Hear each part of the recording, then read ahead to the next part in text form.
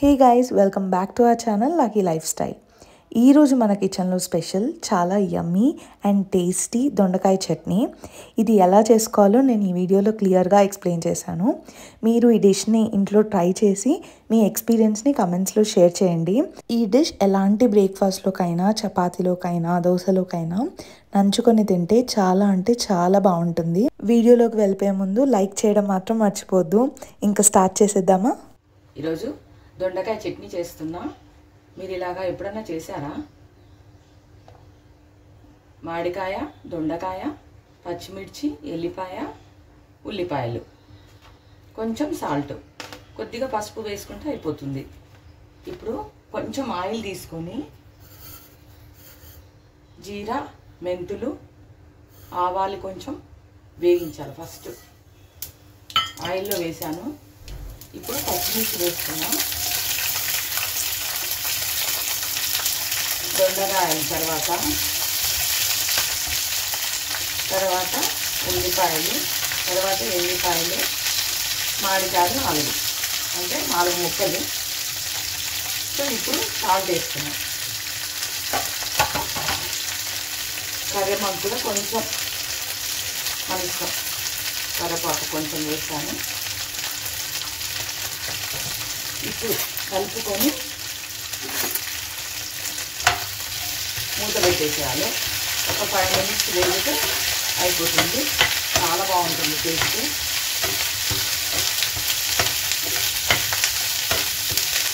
చాలా బాగుంటుంది. నేను 2-3 టైమ్స్ చేశాను. చాలా నచ్చింది నాకు. మీకు కూడా చూపిద్దామని చేస్తున్నా. కొంచెం పసుపు కూడా వేసుకోవాలి.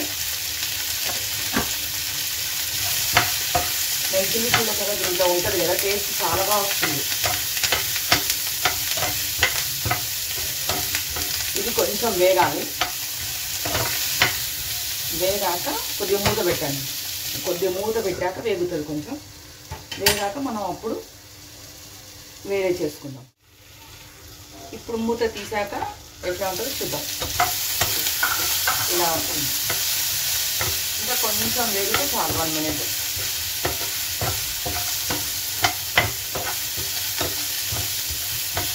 కొద్దిగా వేగాక తర్వాత ప్రాసెస్ మళ్ళీ చెప్తాను. మళ్ళీ మూత పెడతాము. మళ్ళీ చూద్దాం. మూత తీసి ఇలా వస్తే చాలు మనకి. స్టవ్ ఆఫ్ చేస్తున్నా. ఆయిల్లో కొంచెం అంతా మరిగిపోయినాయి కదా, ఉప్పు అన్నీ వేసాం కాబట్టి ఆ సాల్ట్లోనే కొంచెం మరిగిపోతుంది. అన్నీ వేసాం మనము వేసేటివి. ఇంకా ఇప్పుడు తర్వాత ప్రాసెస్ ఏంటంటే మళ్ళీ చూపిస్తాను. చూడండి, ఇదంతా మనము మిక్సీ చేసేసుకోవాలి. మిక్సీ చేసేసుకుంటే ఎంత బాగా వస్తుంది టేస్ట్.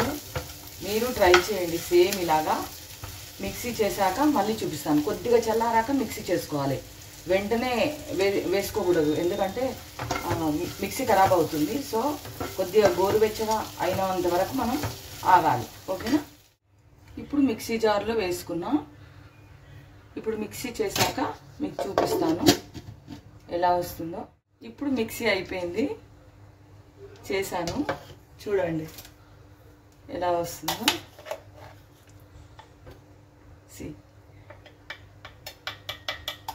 ఎంత బాగుంటుంది టేస్ట్ చెప్పద్దు. నాకైతే చాలా ఇష్టం ఈ చట్నీ. దీనిలో ఇష్టం ఉంటే మనం తాలింపు వేసుకోవచ్చు, లేదంటే లేదు, మన ఇంట్రెస్ట్. దీంట్లో మనం ఆయిల్లోనే ఇవన్నీ వేసాం కదా, అందు గురించి నాకు తాలింపు ఏమి ఇష్టం ఉండదు. ఎందుకంటే జీరా, ఆవాలు ఇవన్నీ దీంట్లోనే వేసాము. కరివేపాకు కూడా వేసాను. సో కొత్తిమీర చల్లుకొని తినేస్తే అయిపోతుంది. అన్నం మంచికైనా, చపాతీకి బాగుంటుంది, పూరికి బాగుంటుంది, దేనికైనా బాగుంటుంది. కానీ ఇడ్లీకి కూడా తినవచ్చు. చాలా టేస్ట్ ఉంటుంది. పులుపుకి మనము మామిడికాయ వేసాను కనుక చాలా టేస్ట్ వస్తుంది. ఇక మనకు అవసరం లేదు ఏ చట్నీ, పక్కన ఒక స్పూన్ పెట్టేసుకుంటే అయిపోద్ది కదా. చాలా బాగుంది, మీరు కూడా ట్రై చేయండి. సో గైస్, మీకు ఈ వీడియో నచ్చింది అని అనుకుంటున్నాను. మీకు నచ్చితే లైక్ చేయండి, షేర్ చేయండి అండ్ సబ్స్క్రైబ్ చేసుకోవడం మాత్రం మర్చిపోవద్దు. ఇలాంటి మరిన్ని కొత్త రెసిపీస్తో మీ ముందుకు మళ్ళీ వస్తాము. Until then, see you in the next video.